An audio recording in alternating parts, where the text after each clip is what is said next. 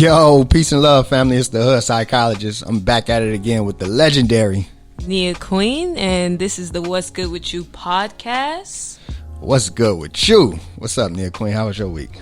Oh, man. We put out our first episode this week. Lit. Yep, we did We got a lot of good feedback. I couldn't believe it. Like, when I saw our episode on Apple Podcasts, I was just like, dang. It's real. Remember the idea? Real? Like, it was just an idea, and now it's here. Like, I'm so happy about that. I'm so happy. Yeah.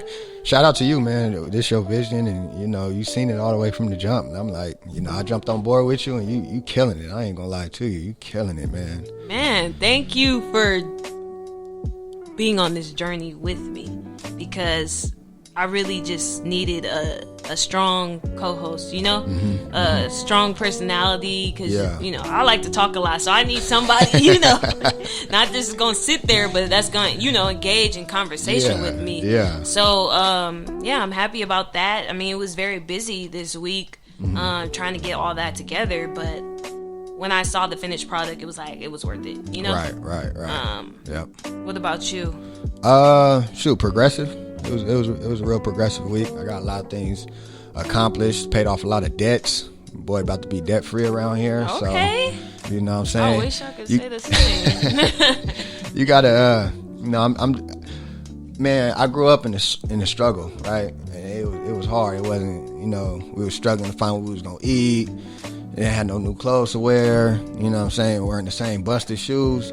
And I honestly think that really built the resiliency in me to be able to put myself in that position again and be comfortable. So I paid off on my debts. I'm broke, but I'm still good. Right. I'm still living. Exactly. Because I had the experience. You know what I'm saying? I know what it is. I didn't have the silver spoon and all that. So, right. When I got to put my head down and get to it, I just get to it.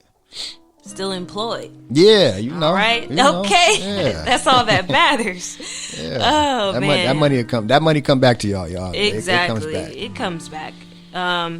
So hate to see it this week. This has been a hot topic. I feel like all summer long, really. But the reason why I wanted to put it in today's episode is because Tory Lanez actually put out a CD or EP as his response to, the shooting involving Megan Thee Stallion. This dude. Oh, man. What's wrong with my brethren out there? What's wrong with y'all, man? Like, let's get it together. One thing that I hate to see when I see this on social media is everyone doubting Meg Thee Stallion and her story after she has, shown pictures of the stitches in her foot, after it's confirmed with, Cedar Sinai Medical Center, after she says it on live. It's like, people are still trying to find a way to justify it or, discredit her story. Yep. And I feel like that's a part of the reason why, victims of abuse don't speak up. That's facts. Because of that fear, like, they're not going to believe me over him. It's her word versus his. Exactly. And a lot of people are saying, too, that, oh, well, if he shot her, like, why isn't he in jail? If somebody shot me, I would call the police. And it's like, victims of abuse protect their abuser. They do. It's not just about, oh, he hurt me, let me go tell. It's like, it's a psychological hold that they have over their victims. Because the same person that's hurting them is the same person that they think can save them. Right, exactly. And also, I remember, tuning into her live and her saying, this was around the time when all the police brutality and all of that was at an all-time high. And she didn't want to tell the police that he had a gun because she thought they would both get hurt. Yeah. Like, damn, that's crazy. She's even protecting him while she is literally shot in the foot. Yeah. Bleeding on the concrete. And she thought, okay, let me save him. It's like, I mean, some people get mad at that, but if, as a therapist, you understand that if you're a victim of abuse, it's not that easy to just speak up and say, oh, this person shot me, this person beat me, or whatever. Yeah. And I just wish people would stop being so hard on her. So I think a lot of times people take the easy way out. Like, it's so much easier to just say, oh, no, she lying. It ain't real. you know how hard of a reality that is to accept that this man shot this woman? Like, yeah, that's sick, bruh. Yeah, that's sick. So it's easier for men, especially, just be like, nah, she capping, right? She telling the truth. Yeah. Nah, Or I've seen like, oh, well, you see how big she is compared to him. Like, I would have shot. What? Yeah. I don't even want to hear that. And from then, anybody. and then too, like, I think the black community, like, everything be a joke, man. It's like sometimes it ain't a joke in matter, but anything turns into a joke in a snap of a second, man. Yeah. It's sad, and especially because, you know, I just learned about, you know, Meg Thee Stallion and her history. Her mother passed away, I want to say either in 2018 or 2019. Man, I didn't know that. Also she doesn't have her father, and growing up her father was incarcerated. She also lost her grandma in the same year that she lost her mom. So this is somebody who has a lot of trauma. And she even said herself, like, you know, you just want to be around people to help you feel better, and sometimes, you know, you choose the wrong people because, like, you just want to be loved, you just want to, you know, have company around you, but you know, not all those people always have your best interests. And, you know, her mom was like her go-to, her manager, her right-hand person, you know. Her mom was like her guide, so she doesn't have that anymore. She doesn't have her parents, she doesn't have her grandma. It's just her navigating on her own, and she's the same age as us. Well, yeah, she's 25 years old, and not only is she experiencing all this trauma, she's also, you know, one of the hottest rappers right now. She's experiencing a big life change. So she would definitely be a great candidate for therapy. Nah, for real. Yeah, she should.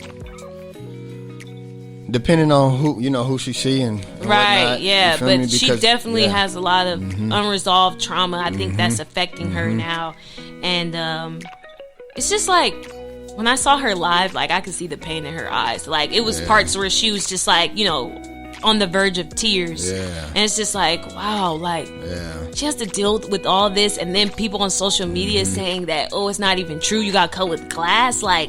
And then his response is to make an album about it. Like, you're not getting no clout from that, bruh. What? That was so like this, insensitive. She went on live. She didn't get no money for going live, expressing herself.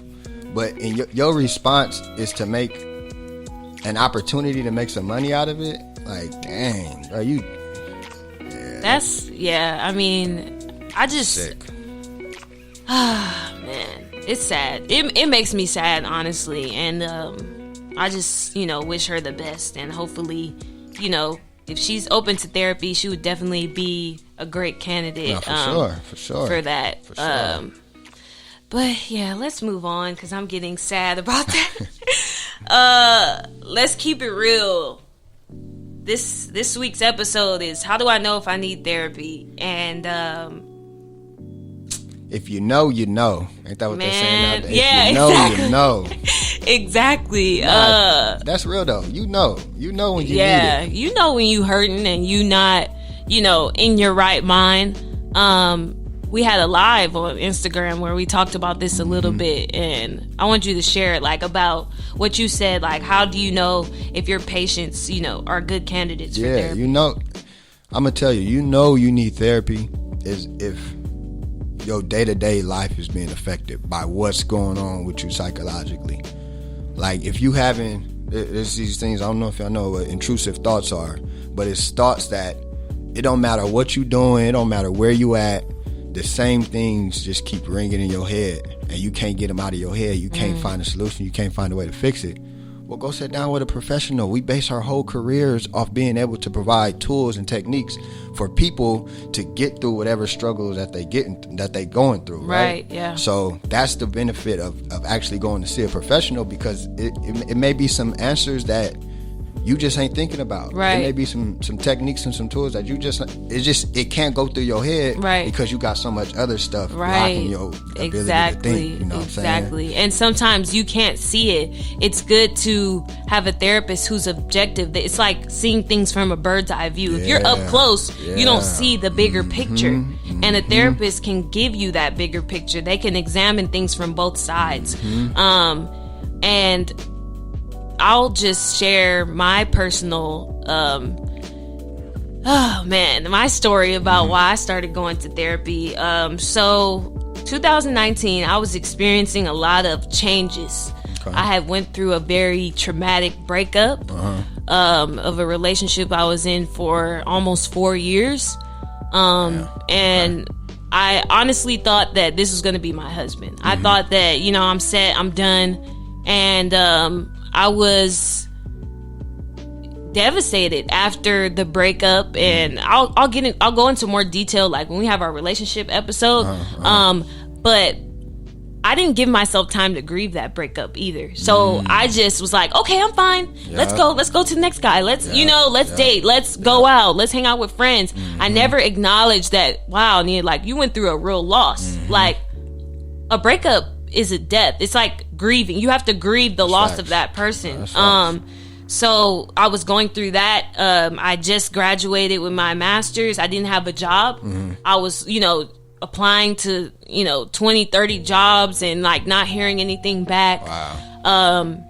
I was broke. I had to move back to my parents' house from having, I had an apartment for 4 years in Virginia. So I was used to being on my own, being independent. I had to go back to my parents and live with them because I was broke. I didn't have a job. I didn't have money. And then when I finally did get a job, it was a lot for me to handle because of just the type of cases I was seeing. And a lot of those cases resembled things that I have been through in my childhood that I never addressed. So it was just like things that I didn't address, they were starting to affect me in my day-to-day to the point where I'm avoiding my work. Oh wow. Any type of like dating or relationship thing that I would get into always, end badly because I couldn't control my emotions. I would get really mad off of small things. I would get really devastated off of small things. I wasn't able to bounce back. And I was just feeling like very depressed, honestly. I think the diagnosis they gave me was like adjustment disorder, which is basically like when you have severe reactions to small things. But I just remember like, no matter what I did, I couldn't feel better for some reason. Like I was listening to TD Jakes. I was, listening to gospel every day, listening to motivational podcasts. Still, when I go home, I would feel empty. I would feel very sad, and I felt like I was alone as well. And I think the wake up call for me was a person I was dating at the time just let me know, like, something's wrong. Like, you don't allow people to get close to you anymore. And I was just like, what? No, I'm just chilling. I tried to deny it and everything. I'm like, no, you're tripping. You need to back up. But chill out. When I really realized that, I was like, dang, I don't really trust men anymore after that breakup. It was just like a combination of all those things, and him pointing that out to me. I was like, how am I a therapist and I didn't even see that I'm struggling right now? So like around January, I finally, decided that, what? I can't be a therapist and tell other people to get therapy if I don't acknowledge myself like that I need help. That's like the trainer telling somebody to go to the gym and they don't train themselves. Exactly. And if you see a trainer that's out of shape, are you gonna go to the trainer? Right. Yeah. No. He got the donuts and the coffee in the way. Exactly. Like what? If you're fat and you're trying to train me, I'm gonna be like, no, man, I'm not giving you my money. So yeah, I decided to go. And it's been honestly one of the best decisions I've made this year because it just helps me become more aware of the decisions that I make, and it's helped me heal from my past relationship. And that's what's up. More power. Good vibes. It's been a journey, and I'm not done healing yet. Never done healing. I'm not done healing yet, but it's definitely getting me on the right track. And it also inspired me to start this podcast. That's what's up. So yeah. That's what's up. How was your experience with therapy? But before I get into that, I will say this, that we go through so many, I said this last episode, so many battles and so many fights that we deal with on a day-to-day basis, and it's so much, the brain goes through so much that we can't even understand it, that we got to slow it down and deal with these things one at a time. So you got these different fights and these different battles. You got to be able to process all that stuff. You got to give yourself time to process it. You can't just jump the gun and say, okay, this happened, or I need to go to counteract what happened to me. I need to go do something else.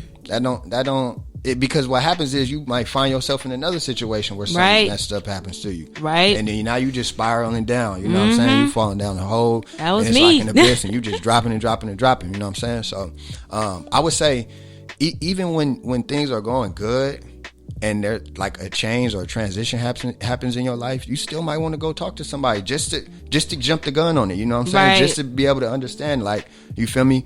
Just to be able to comprehend everything that's going on. You still might want to go sit down and talk to your therapist. You don't got to be broken. Right, exactly. It could be as a preventative measure. Yeah. You don't got to be broken. It's a thing called early intervention with children. You know, you want to talk to them. They switched the beat on us like that. Okay. I was like, what happened? Got scared for a second. Yeah. So early intervention work with youth, you know, you try to get in there before they even need therapy. So, you know, you don't got to be broken. You don't got to be broken. But for me, I ain't gonna lie. Being a black man, being masculine, you know what I'm saying, being a real one, you know, being the tough, being stuck in that man box, it was hard for me to even say the words that I need therapy. Like, it was, nobody referred me, nobody told me to go see somebody. I had to tell myself. And that's hard. That's hard for black people. For black people, but black men in specific, because all our life, when we growing up as kids, what we taught? Taught to be tough. Taught not to cry. Shake it off. Shake it off. Man, I broke my leg. Let me tell you this real quick. Let me tell y'all this real quick. I literally broke my leg, my femur bone, which is the biggest bone in your body. Oh my gosh. I'm laying on the ground, hurt. I wasn't in tears, but I'm like, I know something's wrong with me. My coach walks up to me and says, Twan, get up and walk it off. You all right? What? I'm like, Coach, I don't think I can walk this one off. He like, nah, get up. He picks me up and tries to make me walk on a broken leg. And it's this ideology like, bro, we can experience pain. Right. We ain't invincible. We can be hurt. It's okay. Listen, fellas, be vulnerable. Allow yourself to feel whatever emotion you're going through, because it's your emotions. Don't let society or the world or somebody else's perspective on how they deal with their own emotions dictate how you deal with yours. You know what I'm saying? Like, you got to take ownership of your own self, of your own psyche, of your own health. This is your health we talking about. Right. Yeah. So that's what it took for me. I was like, man, throughout all these 21 years, I've been listening to everybody say men don't cry, men got to be strong, men can't show emotions, you got to be the rock. And I'm like, man, that's what y'all saying. Right. That's what y'all telling me. Right. Well, what I'm telling myself is I need to go sit down and talk to somebody so I can be that. So I can be that rock. So I can be that solid foundation. I can't call myself a solid foundation for somebody and I'm broke on the inside. Right. That don't make no sense. And both of us work in the mental health field. Like, so it's like, how are we going to help other people if we don't have our stuff together? So true. And that's the biggest thing for me. It was like, when it started affecting my work and even like just my temperament, whenever I would, be with the client, I'm like, okay, something is wrong, Nia. Like, you really, you need to get this checked out, because you don't want to, be short or be angry with your clients when you're supposed to be objective. You're supposed to be, the voice of reason technically to them. So, yeah, I think it's right. Sometimes people tell us to shake it off. And like, even me, that's how I tried to deal with my breakup. Yep. It was just like, no, shake it off. Like, you're good. You're young. Yep. You're beautiful. You'll get another man. I tried to tell myself that, but I never dealt with the trauma of the relationship. So guess what happened? It started coming out later. Telling you. I didn't want to be close to anybody. I didn't let anybody hold my hand. I didn't let anybody hug me. I was just like, no, I'm good. I'm fine. I'm fine. Right. If guys were too into me, I'd just be like, okay. Like, I wouldn't say anything back, because I'm like, how my therapist explained it to me is that it's not that I was still, in love with the person that hurt me. It was that my ability to trust was kind of shattered. and not just trust men, but trust myself to choose the right partner. Yeah. Right? Yeah. So in the back of my head, I don't believe when I like somebody, because it's like, is this really the right person for me? Yeah. Like, I'm always, overthinking and judging and, trying to control things. Right. To be honest, trying to control things so that I don't get hurt. Yeah. But, I've learned now that, you can't be that way. You have to let things happen naturally, because, there's no way to, like, protect yourself from getting hurt. Right. Like, it might happen to me again. I might get hurt again, but it's like, I can't live life like that. Yeah. But I'm so happy that I started going to therapy. A part of it too is participating in it. Like when I went and sat down with therapists, it was a white lady. And I was like, I was in there like just stiff and cringed up. Right. Like, yeah. I know I need to be here, but I don't know what you about. And given the fact that like I was a psychology major, you feel me? I was an undergrad. So I'm like, I know what you about to try to. I'm learning this right now. Exactly. You're not about to do it to me. I know your tricks. Yeah. You know what I told myself? It was funny. I told myself that I'm going in there to learn how to be able to provide therapy for other people. I was still defensive. Yeah. I was still defensive. You were like blocking, like opening up. Yeah. I was blocking opening up. So because I was, again, I knew I needed it, but I was stuck in the man box. Right. Even though I knew I needed it, I was still trying to resist. Even sitting right down in front of her, sitting in her face, I still tried to resist. That happens all the time. I get clients like that all the time. Say they want to be in therapy, but when it's time to get to the hard part, they want to shut down. Yep. And it's like, you asked to be here. Nobody is pulling your arm. Yeah. Nobody is holding a gun to your head. Yep. You asked to be here. You want to feel better, right? Yep. So you need to work through the pain in order to feel better.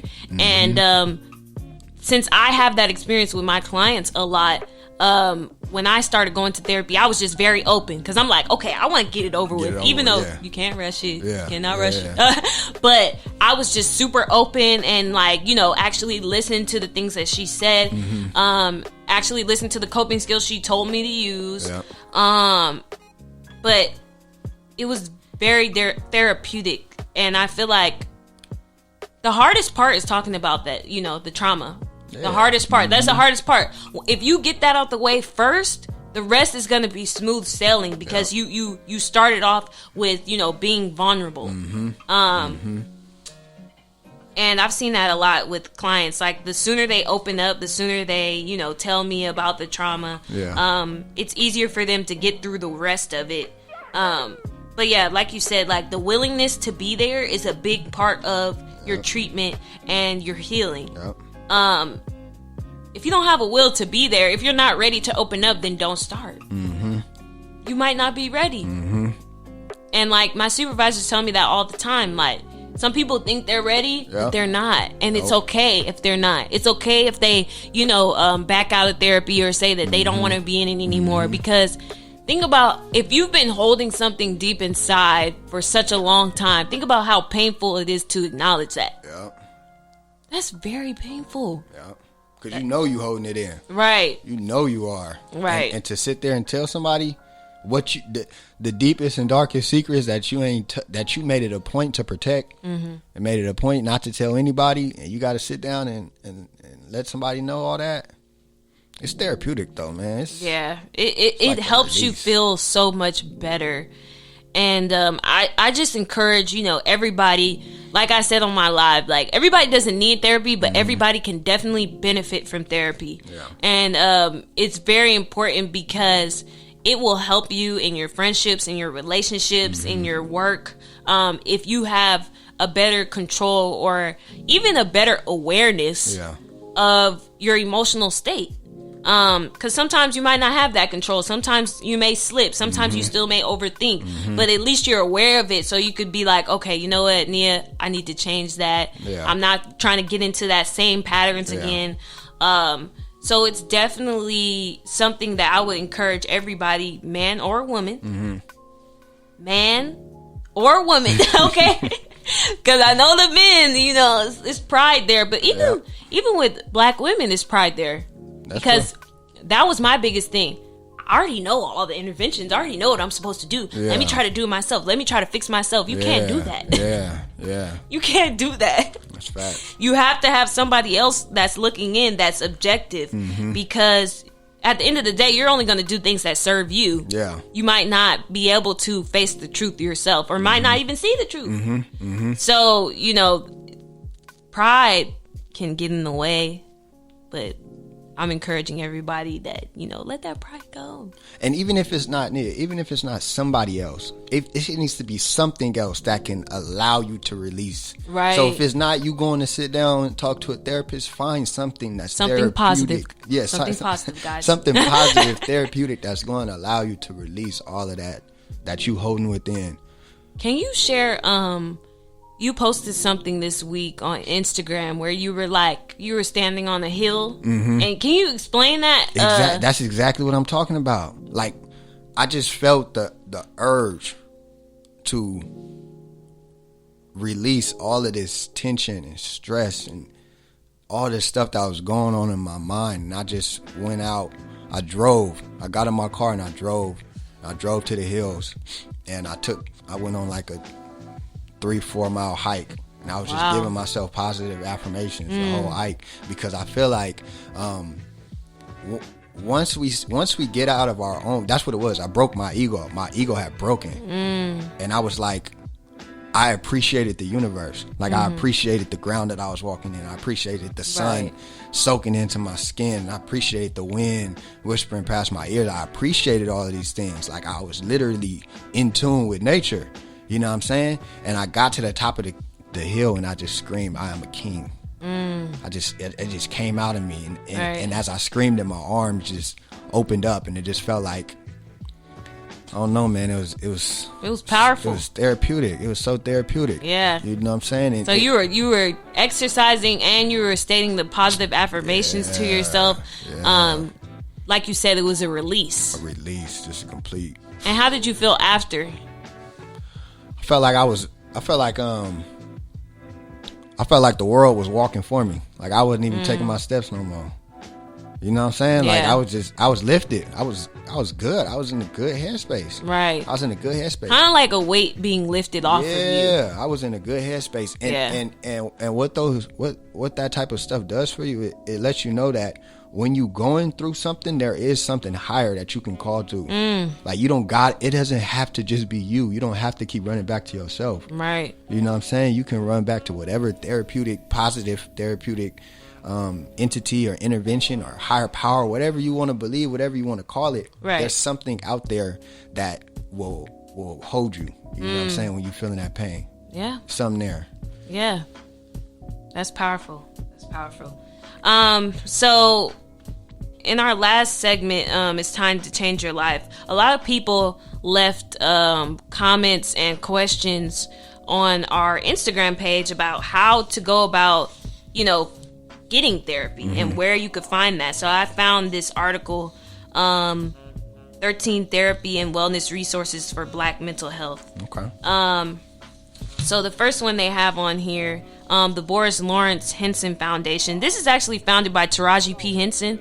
I don't know if you guys know, but her father committed suicide when she was at a young age. Oh, wow. So she's very big on mental health. Okay. I actually saw something recently that they're offering free therapy for African Americans right now. You just have to go on their website and apply. Nice. Therapy for Black Girls is another website that I've actually used myself. And it shows different Black therapists. I believe they're mostly female Black therapists, and you could put in like your state or your city and see if there are any in your area. And it also tells you like the type of insurance that they take. Yeah. So that's another good resource. The next one is Therapy for Black Men. I actually follow them on Instagram, but they offer free therapy for Black men too. Okay. Now the slots are kind of, tight. sometimes. But they'll let you know, like, okay, we're about to start a new cohort. We're giving 6 black men free therapy. Sign up right here. Or say, like, oh, this is the last day to apply. Make sure you do this, this, and this. And for that website, I believe they only offer individual therapy. They don't do family therapy or couples therapy. Okay. So that's just another thing. Inclusive therapist is similar to like therapy for black girls. It's like a search engine. So you put in like, you know, your problem area, and then you put the area in which you live, and like a list of therapists will come up. But it's their whole thing is that they're culturally sensitive. So they want to find, you know, therapists who, you know, have cultural awareness about their clients. So it's not like you said, like, you know, you have a white woman and like, you know, maybe you didn't feel as comfortable. Like if you saw a black woman, you might have felt, you know, a little more confident. So yeah, inclusive therapists, like their thing is, you know, providing culturally sensitive care. And also they said they address racial trauma. So that's different. They have teletherapy, and they also work with the sliding scale. Nice. So they won't charge you an arm and a leg for each session. That's what's up. Love Land Foundation. It's for communities of color, and they provide financial assistance for black women and girls seeking therapy. So I'm not sure if they pay for the whole thing, but they help you pay for it. So that's another good resource. Also, if you're interested in like groups or classes, Black Men Heal, they offer virtual classes, and Black Mental Wellness. Nice. I'm gonna post this on our page because it's actually a lot. It's a whole bunch. It's a lot of different things, and also it has therapy apps. Somebody asked me on Instagram, are therapy apps effective? They're definitely effective. And I believe too, if you have Kaiser for insurance right now, they're offering the Calm app, which is like a meditation. I heard about that. Yeah, they're offering it free if you have Kaiser right now because of the pandemic. So that's another good resources. I encourage everybody to use these, you know, if you are looking for a therapist. And that's it. That's it for today. Please follow us on Instagram, _, what's good with you. We are now available on Apple Podcasts. Okay. We are official now. It's real, y'all. And we're on YouTube. Please subscribe to us. And we are also on SoundCloud and Libsyn. Man, we're on Apple Podcasts. I'm sorry. Most definitely. Yeah. Oh, man. Well, I hope you guys enjoyed this episode. We enjoyed making it. Most definitely. That's it. Hey, keep the love and the peace. We'll see what's good with you next week. All right.